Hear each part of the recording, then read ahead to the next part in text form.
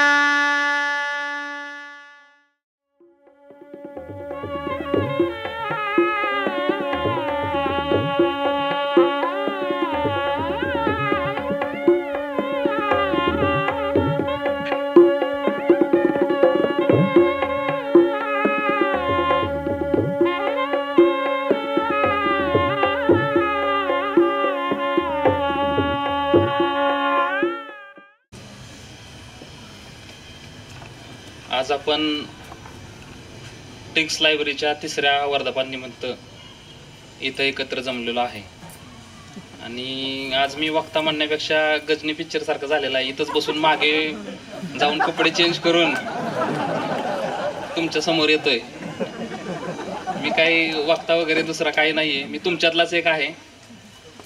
फक्त माझ्या या प्रवासामध्ये जे अप्स डाऊन मी पाहिले, ज्या गोष्टी मी जवळून पाहिल्या की MPSC क्षेत्र कसं आहे, त्याच्यामध्ये आपण कसं सगळ्यांच्या पुढे राहिलो पाहिजे, काय केलं पाहिजे, तर याबद्दल माझं मनोगत या ठिकाणी सांगेन.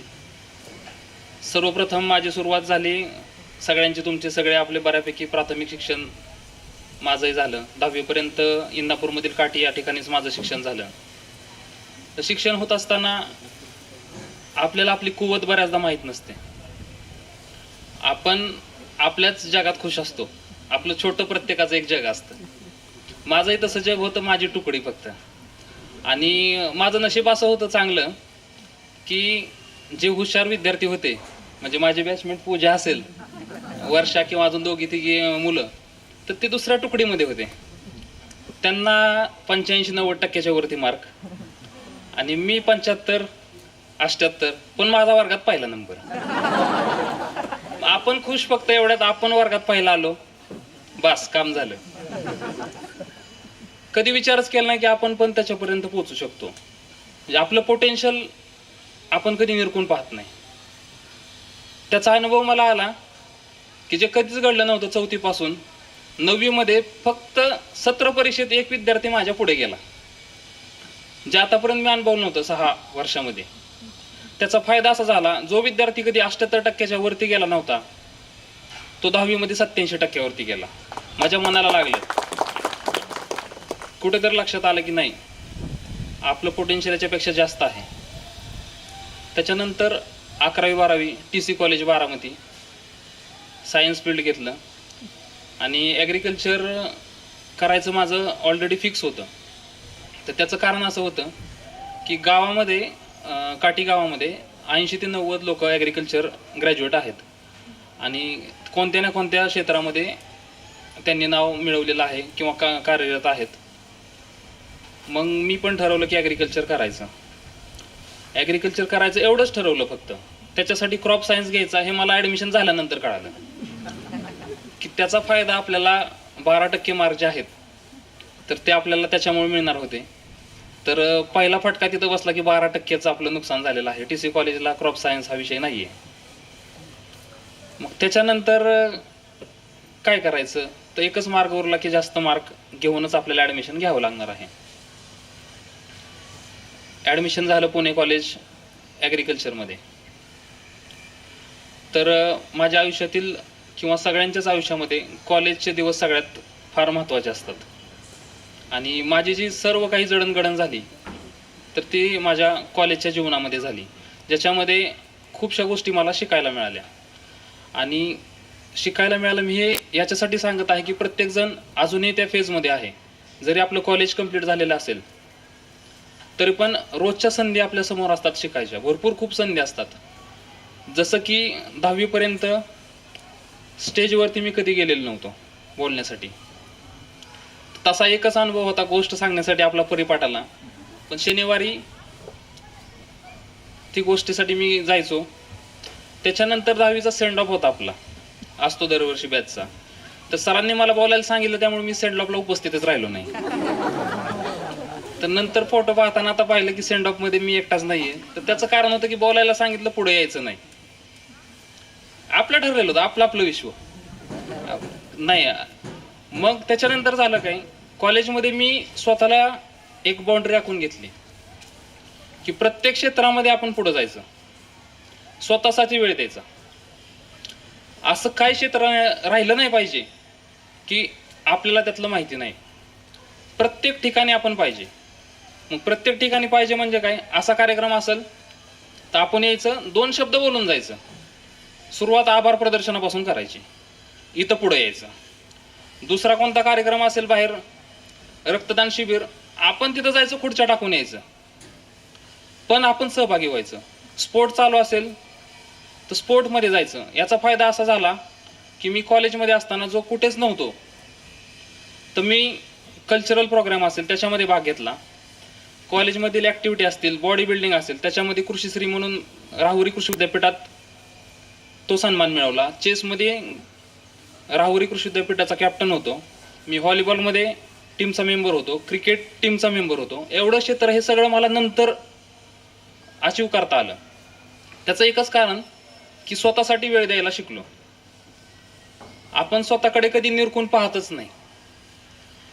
आपण कधी शांत बसून विचारच करत नाही की आपण कशासाठी बनलोय, आपण काय करायचं. आता ही बरीचशी मुलं अशी आहेत की MPSC करायची का, तर ठीक आहे सगळेच करतात म्हणून आपणही करायची. किंवा बरेच जण असेच बोलून जातात की नाही बाहेर जॉब नाहीत. यातले किती जणांनी बाहेर जॉब शोधले, कुणी नाहीत शोधले. सगळे म्हणतात जॉब नाहीत. हेच चालू आहे. किंवा आई वडील म्हणले MPSC करा, ठीक आहे MPSC करा. कुणी सांगितलं बँकिंग करा. स्वतःला कधी ओळखणार तुम्ही. आणि ह्या प्रवास माझा डिग्रीचा ह्याच्यासाठी मला खूप फायदा देऊन गेला की प्रत्येक क्षेत्रामध्ये मी पुढे येत गेलो.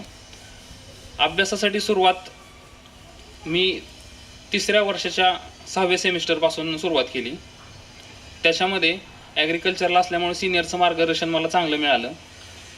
आणि अभ्यासाला सुरुवात झाल्यानंतर 6 महिने अभ्यास आणि लास्ट इयर जे आहे त्याच्यामध्ये 1 वर्षाचा अभ्यास, असं 1.5 वर्षाच्या अभ्यासानंतर मी डिसाईड केलं होतं की राज्यसेवा परीक्षा आपल्याला करायची आहे. राज्यसेवेचा अभ्यास करताना अभ्यास सुरू केला. बेसिकपासून अभ्यास केला, पूर्ण अभ्यास झाला. त्याच्यानंतर राज्यसेवेची पूर्वपरीक्षा 2015 मध्ये होते, एप्रिलला पासआउट झाल्यानंतर. त्याच्या अगोदरची STA ची परीक्षा आली नोव्हेंबरमध्ये. आणि नोव्हेंबरमध्ये STA ची परीक्षा आल्यानंतर त्याची पूर्वपरीक्षा फेब्रुवारीमध्ये होते. तर ती परीक्षा मी दिली. ती परीक्षा दिल्यानंतर त्याच्यामध्ये रिझर्वेशनचे इश्यू असल्यामुळं त्याचा रिझल्ट काही लागलेला नाही. त्याच्यानंतर एप्रिलमध्ये राज्यसेवेची पूर्वपरीक्षा झाली. राज्यसेवेची पूर्वपरीक्षा मी काही क्लिअर झालो नाही. जुलैमध्ये STA चा रिझल्ट लागला, त्याच्यामध्ये STA ची पूर्वपरीक्षा मी पास झालो. 40 दिवसानंतर मुख्य परीक्षा आहे, तर मुख्य परीक्षेची तयारी केली. तर बऱ्याचदा असं वाटतं की मग 40 दिवसामध्ये तयारी होते काय, लगेच आपल्या मनात येतं. आपण शॉर्टकट शोधायला जातो, पण नाही. जो अभ्यास मी राज्यसेवेसाठी 1.5 ते 2 वर्षापासून करत होतो, तर त्याच अभ्यासाच्या जोरावरती मी STA ची परीक्षा पास झालो. कारण सध्या परीक्षा कंबाईनची परीक्षा असेल, पास व्हायचं असेल तर आपल्याला माहिती आहे की मराठी इंग्लिश खूप गरजेचा फॅक्टर आहे. पण मी राज्यसेवेसाठी GS करत होतो, त्यामुळे सर्वात जास्त GS ला मार्क घेऊन मी ती परीक्षा पास झालो. कारण शक्य नव्हतं 30 ते 40 दिवसामध्ये. आणि फेल्युअर हा MPSCचा पार्टच आहे. ज्यावेळेस 2015 साली पूर्वपरीक्षा पास झालो नाही मी, त्यावेळेस मी पुणे कॉलेजमध्ये होतो. तिथून मला असं झालं की एखाद्या गोष्टीसाठी आपण खूप कष्ट करतो, तर मला त्या लायब्ररीकडे जाऊच वाटेना. म्हणजे नाही होत सहन आपल्याला, कधी कधी आपल्या मनाला लागतं. नाही म्हणलं. मी राहुरीमध्ये गेलो आणि 9 दिवस तिथे थांबून परत रिटर्न आलो की नाही करायचंय. मग राज्यसेवा करायचं आहे. तोपर्यंत STA चा रिझल्ट आला मार्चमध्ये. STI पदी सिलेक्शन झालं. सगळीकडे आनंदच असतो. मग पहिलं सिलेक्शन असतं आणि जे करायचं होतं ते विसरून गेलो. आणि त्या एन्जॉयमध्ये राज्यसेवेची 16ची पूर्वपरीक्षा मी पास झालो नाही. त्याचं कारण असं की आपण प्री डिसाईड, मी म्हणलं ते ठरवून घेतलेलं. मी प्री डिसाईड काय केलं की माझं CSET चांगलं आहे. ते कशावर ठरवलं मी? माझी 10वीचे आणि 12वीचे मार्क, ज्याच्यामध्ये मॅथ्स माझं चांगलं होतं. आणि मी ठरवलं की आपण मॅथ्स जास्त सोडवायचं 1 ते 1.5 तास. आणि मेरिट पण त्यावेळेस लागत होतं की 125 2015 साली मेरिट होतं राज्यसेवेचं, दोन्ही विषयाचं मिळून. तर त्यामुळे ठरवलं की 25 आहेत, त्याच्यामध्येच आपण 25 पैकी 22-23 सोडवायचे, डिसिजन मेकिंग आणि काही पॅसेज 80-90 मार्क मिळाले, भरपूर झाले. ही स्ट्रॅटेजी ठरवली. प्रत्यक्षात झालं असं, सुटले तर 12-13च, त्यात कॅन्सल होऊन 8 बरोबर आले माझे.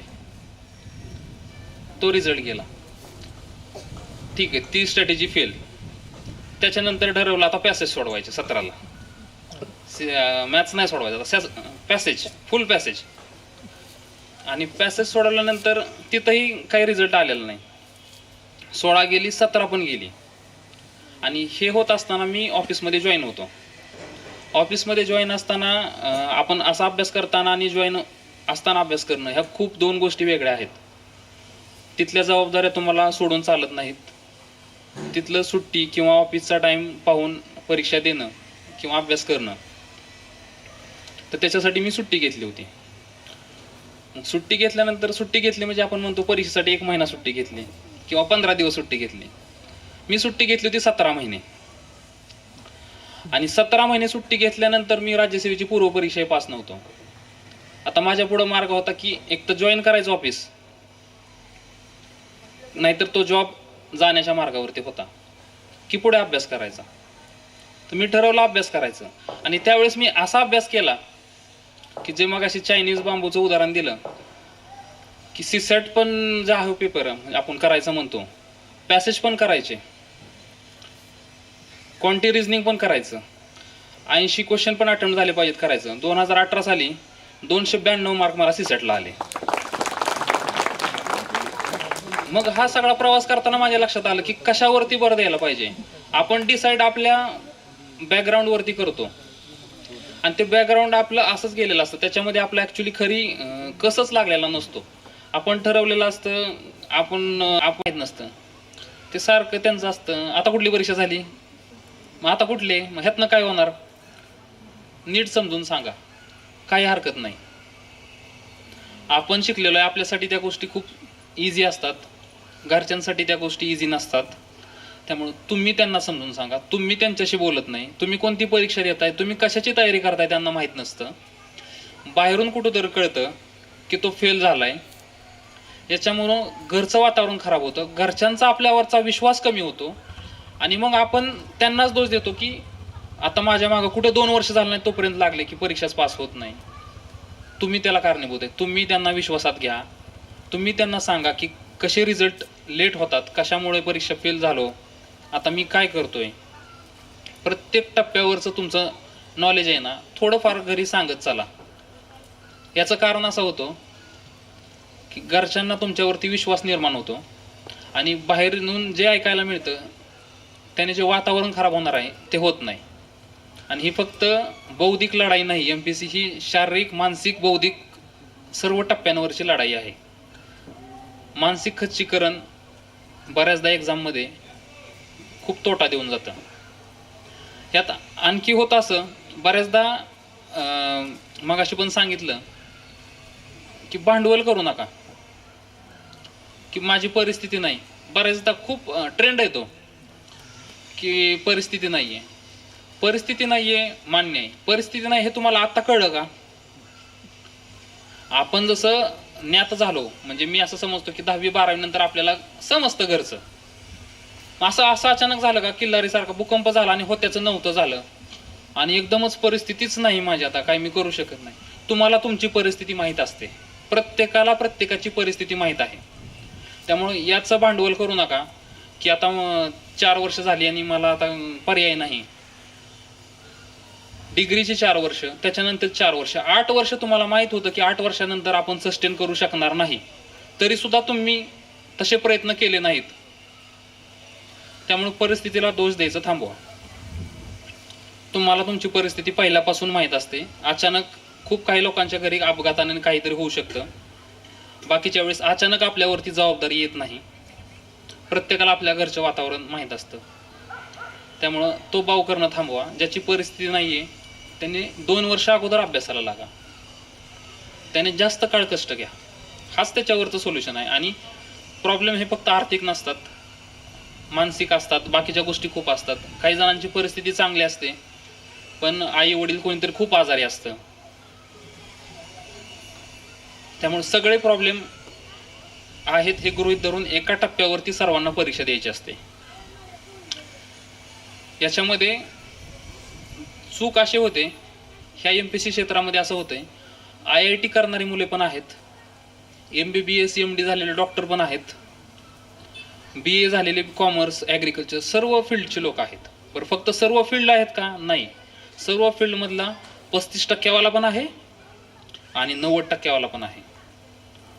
त्यामुळे प्रत्येकाने आपली लायकीच म्हणतो मी, ओळखायची. म्हणजे ओळखायची लायकी याच्यासाठी ओळखायची की त्याच्याशिवाय इम्प्रूव्हमेंट होणार नाही. बऱ्याचदा आपलं इथं लायब्ररीतलं वातावरण असं असतं की 10 वाजले कोणीच बसलं नाही, मी बसतोय, आपण लगेच खुश होतो, मी जास्त अभ्यास करतोय. पण आपली स्वतःची लायकी अशी आहे की 12 वाजे काही झोपलाच नाही तरी होणार नाही. म्हणजेच काय, आपल्याला जास्त, विनोदाचा भाग सोडा, की जास्त कष्ट करण्याची गरज आहे. तासामध्ये ते कन्वर्ट झालं पाहिजे. आपला एक्झामचा काळ आहे तो तसा गेला पाहिजे 4-5 महिन्याचा. पूर्ण सगळं देहभान विसरून आपण जे म्हणतो अभ्यास करायचं. त्याच्यामध्ये सेल्फ ॲनालिसिसमध्ये आपण म्हणतो स्वॉट जे आपण म्हणतो, आपले स्ट्रेंथ काय आहेत, आपले विकनेस काय आहेत. ते विकनेस ओव्हरकम करायसाठी मी सांगेन की कोऑपरेटिव्ह स्टडी तुम्ही करा. त्याच्यामध्ये तुमचं विकनेस खूप कमी होतील. दुसरं आहे ऑपॉर्च्युनिटी. ऑपॉर्च्युनिटीमध्ये बी, आपण बऱ्याचदा आपण बघतो की बी प्लॅन रेडी असायला पाहिजे असं असतं. तर मला असं वाटतं की राज्यसेवा किंवा UPSC हा तुमचा ए प्लॅन आहे आणि बाकीचे एक्झाम जे आहे किंवा कंबाईन आणि बाकीचे एक्झाम जे आहेत हा तुमचा बी प्लॅन असावा.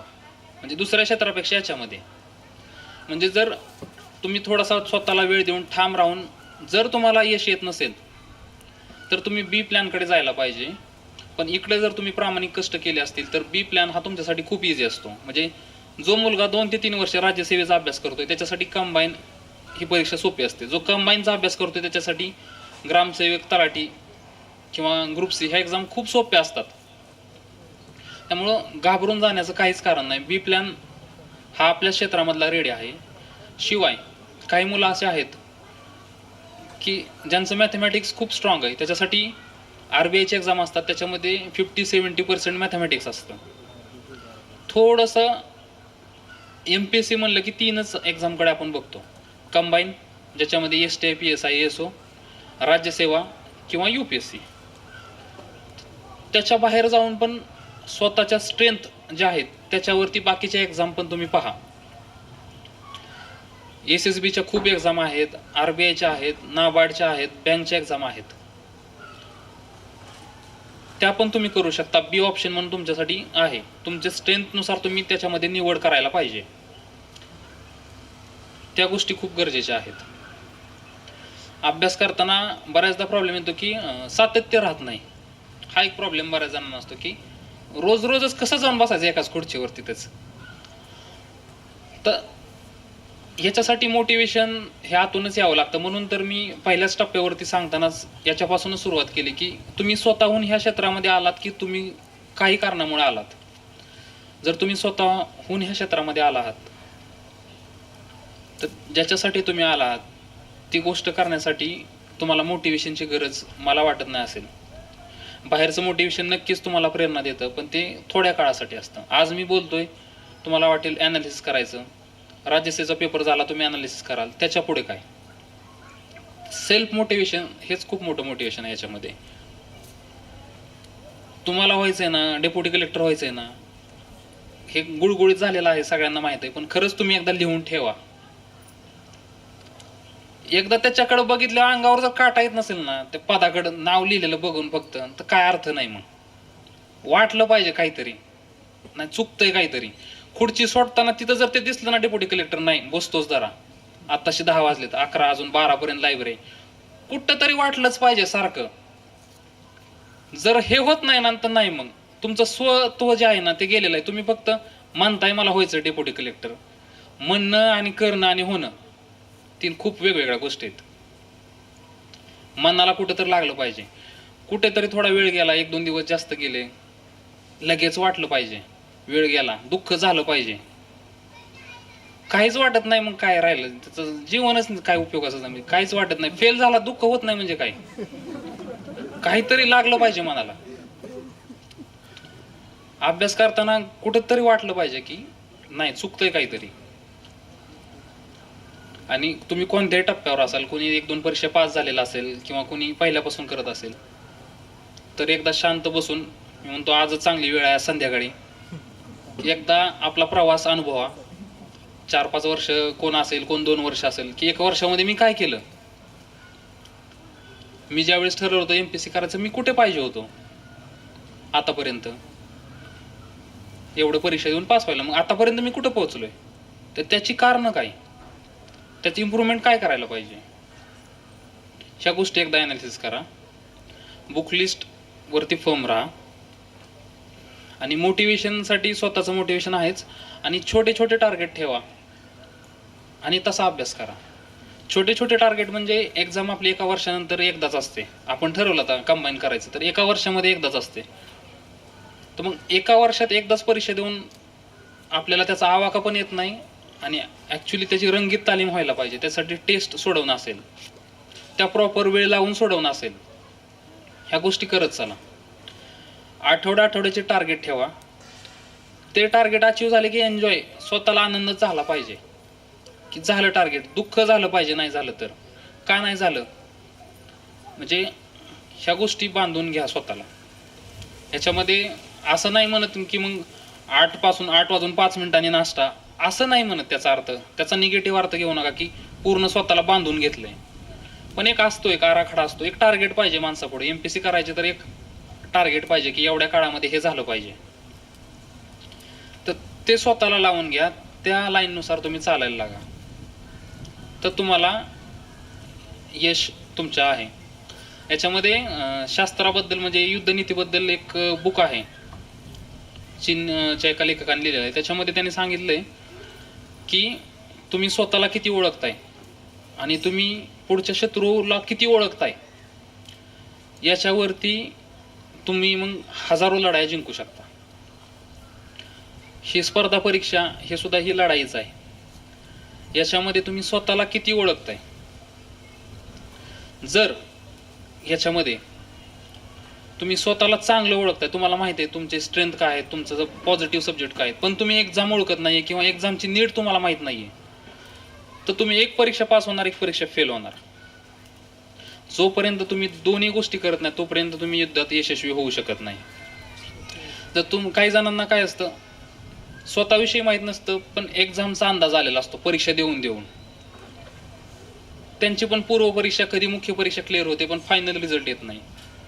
दोन्ही गोष्टी एकाच टप्प्यावरती झाल्या पाहिजेत, तरच आपला फायनल रिझल्ट येऊ शकतो. त्या गोष्टी इथं झाल्या पाहिजेत. अशा पद्धतीने पूर्ण अभ्यासाचं प्लॅनिंग असायला पाहिजे. आणि हे करत असताना बाकी छंद असेल किंवा बाकीच्या गोष्टी असतील हे जोपासा. याचा उपयोग आपल्या इंटरव्ह्यूमध्ये होतो. खूप साऱ्या गोष्टी इंटरव्ह्यूमध्ये गरजेच्या असतात. इंटरव्ह्यू म्हणजे आपण दंगल मूव्ही पाहिला आहे सगळ्यांनी, त्याच्यामध्ये दाखवले ते एकदम हरायला लागल्यानंतर शेवटचा एक 5 गुण ज्याच्यामध्ये मिळतात तो डावाने विजयी होतात. तर तो इंटरव्ह्यू म्हणजे तितकं वेटेज त्याला आहे. फक्त त्याचा प्रॉब्लेम असा आहे की त्याचा तयारी आपल्याला करता येत नाही शेवटी 1-2 महिन्यामध्ये. ती तुमची होल जर्नी असते. त्याची इम्प्रूव्हमेंट तुम्ही आतापासून करू शकता. कसं करू शकता, स्वतःला अपडेट ठेवून करू शकता. म्हणजे माझा छंद आहे चेस, तर ही मेथड नाही आहे की मुख्य परीक्षेला चांगला स्कोर आल्यानंतर चेसमध्ये नेटवर टाकून कोण कोण चांगले प्लेयर आहेत. तर आपसूक तुमचं लक्ष गेलं पाहिजे की रोज न्यूजपेपरमध्ये काल परवाच जागतिक स्पर्धा झाली, कोण विजयी झालं, कोणाचा पराभव झाला, आणि पाठांतर केलेल्या गोष्टी तिथेच लगेच पकडल्या जातात आणि मुलाखतीमध्ये मग ते तुमचं टिकत नाही. तर इंटरव्ह्यूची तयारी काही वेगळी तयारी नाही, ही सतत चालू असणारी प्रक्रिया आहे. डेली तुम्ही स्वतःमध्ये कशी इम्प्रूव्हमेंट करताय त्याच्यावरती डिपेंड आहे. म्हणजे बरेचदा असं असतं की एकदम सोप्या सोप्या गोष्टी असतात मुलांसाठी, बरेच जण इनशर्ट करत नाहीत आणि मग ज्या दिवशी मुलाखत असते त्या दिवशी इनशर्ट केलं की असं त्याला सारखं असं स्वस्तच होत नाही, तो असा सारखा हलतो, काहीतरीच झाल्यासारखं वाटतं. हे कशातून घडतं? स्वतःला अपग्रेड करत चला. प्रत्येक गोष्टीत बोलायला काहींना जमत नाही, छोटे छोटे कार्यक्रम आहेत. आपल्या लायब्ररीमध्ये सूचना द्यायची, सरांना म्हणा मी देतो आज सूचना, काही 9 वाजता लायब्ररी आज बंद होणार आहे, स्वच्छता करायची. हे सुद्धा होत नाही काही जणांना बोलणं. हे शिका, हे अपडेट करा, स्वतःला इम्प्रूव्ह करत चला. ह्याचा खूप मोठा फायदा MPSCच्या या पूर्ण कार्यकालामध्ये तुम्हाला होईल. हॅलो, नमस्कार सर. सर, आपण सुरुवातीला स्पर्धा परीक्षेची तयारी करायला ज्यावेळेस सुरुवात करतो त्यावेळेस सुरुवातीचे 1-2 वर्ष असतात ते एकदम फ्लोमध्ये जातात. पण जसं आपण फेल होतो त्यावेळेस आपल्याला सवय होते आणि आपण तो फ्लोमधून बाहेर पडतो. आपण लाईटली घेतो, तर लाईटली घेण्याची जी पद्धत आहे त्याला कसं टॅकल केलं पाहिजे? म्हणजे आपण समजा पॉलिटी आहे, एक मी 10 वेळा वाचलंय, जो न्यू कमर्स आहे तो 1-2 वेळाच वाचलेला असतो, मग आपण काय म्हणतो, नाही मला येतंय, मग आपण लाईटली घेतो पण आपण सक्सेस काय होत नाहीये. त्यासाठी काय केलं पाहिजे सर? त्याच्यासाठी ॲनालिसिस ह्याच्यापेक्षा दुसरं कोणतंच उत्तर नाही. कारण मी बरेच जण मला विचारतात की काय काय करू अभ्यासासाठी. मग लगेच मी पहिला प्रश्न माझा असतो की आतापर्यंत काय काय वाचलेलं आहे, आणि जसं मी सांगायला जातो तसं उत्तर येतं हे झालंय. मी म्हणतो पॉलिटीसाठी लक्ष्मी झालंय, स्टेट बोर्ड झालेच, जे झाले त्याचा अर्थ माझे पण झाले 2013ला वाचून, पण मी तेच वाचतोय अजून. झाले त्याचा अर्थ त्याच्यातलं किती आपलं बरोबर येते. काही पार्ट असा असतो की त्याला रिवाइज करणं गरजेचं असतं. मानवी मेंदूच्या काही मर्यादा आहेत. एकदा वाचलं किंवा 4 वेळा वाचलं म्हणून ते काही पाठांतर आयुष्यभर लक्षात राहत नसतं. तर त्याच्यासाठी रिपिटेशन हेच त्याच्यासाठी सोल्युशन आहे. आणि हीच फिलिंग जे आहे आपल्याला झालेलं सॅच्युरेटेड आपण जे म्हणतो, ॲक्च्युली रिॲलिटी ती नसते, किंवा आपण सॅच्युरेटेड झालेला असतो इन जनरल वेनी. म्हणजे तुम्ही पॉलिटी वाचताय तर तुम्ही पॉलिटीमध्ये मास्टर झालेला असतात, पण एक्झामची नीड आहे काही फॅक्च्युअल गोष्टी पण तुम्हाला आलेल्या पाहिजेत, त्या गोष्टी तुमच्या झालेल्या नसतात. हा फरक आहे त्याच्यामध्ये. ॲज अ सब्जेक्ट म्हणून तुम्ही शिकवायला गेला तरी खूप चांगलं पॉलिटी शिकवाल, इतक्या लेवलला तुमचं सॅच्युरेशन किंवा अभ्यास झालेला असतो, पण एक्झामच्या नीडनुसार तुमचा तो अभ्यास झालेला नसतो, म्हणून तिथं फेल्युअर येतं. तर ॲनालिसिस करून त्याच्यावरती मात करता येईल. आज ह्या कार्यक्रमानिमित्त सर्वांशी संवाद साधायला मिळायला खूप छान वाटलं. म्हणजे आपलंसं जे असतं तसं वाटलं, कारण इथंच अभ्यास करतोय आणि हे सगळे रोज पाहतोय सर्वजण. तर सगळ्यांना शुभेच्छा. खूप चांगली तयारी करा. आणि बारामतीमध्ये हा प्लॅटफॉर्म आपल्याला उपलब्ध झालेला आहे. तर सरांचा सुद्धा मी खूप आभार मानतो की सतत मी आलोय तसं सर विचारत असतात की काय करायला पाहिजे अजून, काय द्यायला पाहिजे अजून, आपण काय करू शकतो इनोव्हेशन याच्यामध्ये. तर तुमच्या काय डिमांड असतील तिथं ऑलवेज वेलकम आहेत. आणि अशा ठिकाणी तुम्ही आहे, चांगला कॅम्पस आहे, तर त्याचा नक्कीच फायदा करून घ्या. सर्वांना पुढील एक्झामसाठी शुभेच्छा. थांबतो. थँक्यू.